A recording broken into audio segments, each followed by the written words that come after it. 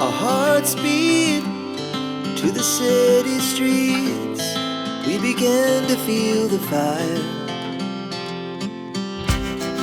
We rise like tall buildings. This is the large pilot plant or innovation lab.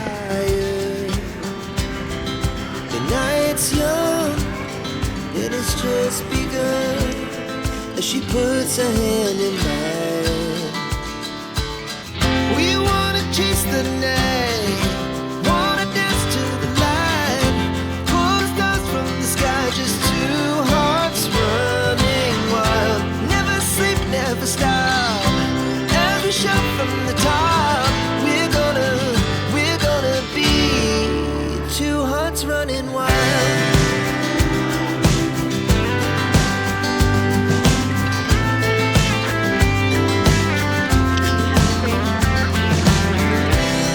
Now the morning is the afternoon. We lay awake in bed.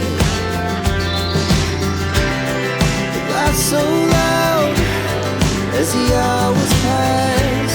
We're gonna do it all again. We wanna chase the Chocolate olive can here. pull stars from the sky, just two hearts running wild. Never sleep, never stop. We can get some for takeout.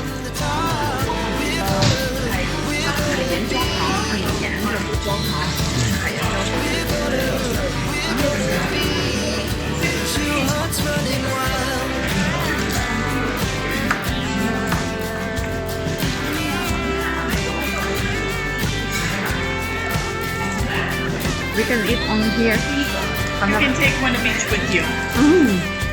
Which one? Okay.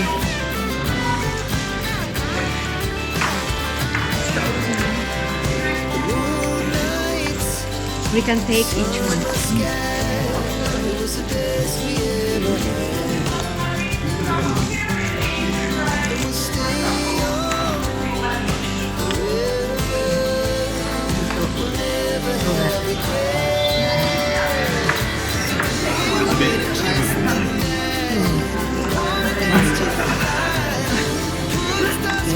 The red one.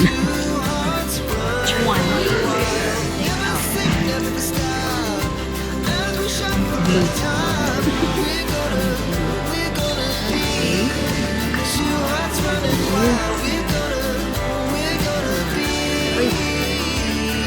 It's closed.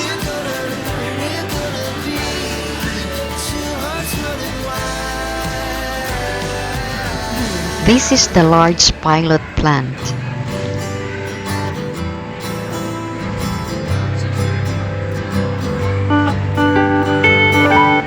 The pilot plant is the heart of everything that engineers and researchers do.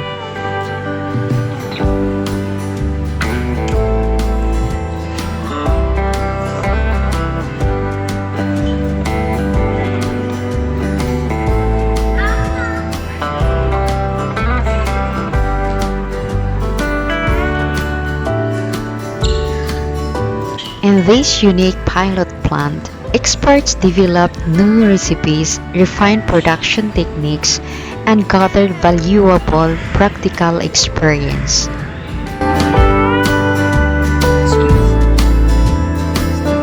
The pilot plant gives us the chance to look behind the scenes and follow the product every step of the way as it is produced.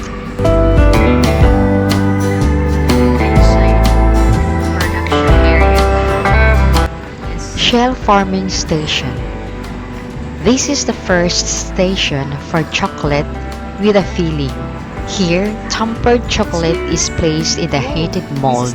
The shells are then shaken so that the air bubbles disappeared and the chocolate is evenly distributed in the mold. And finally, the excess chocolate is poured off. Once the shell has cooled, it can be filled. Filling station. The depositing heads fill the chocolate shells with delicious fillings such as caramel, gianduja, and fruit fondant.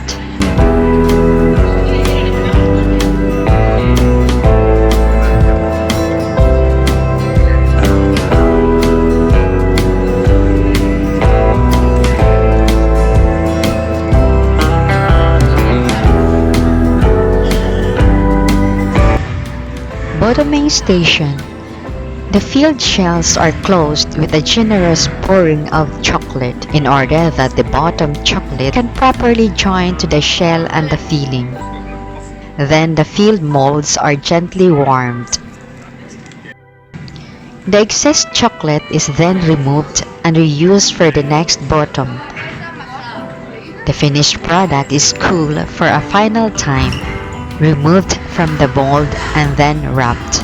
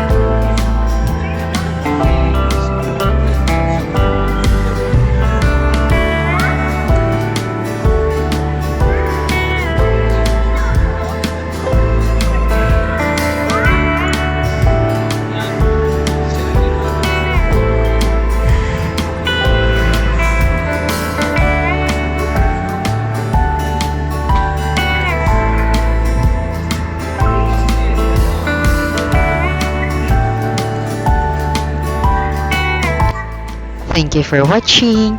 Don't forget to subscribe and see you again on my next video. Bye!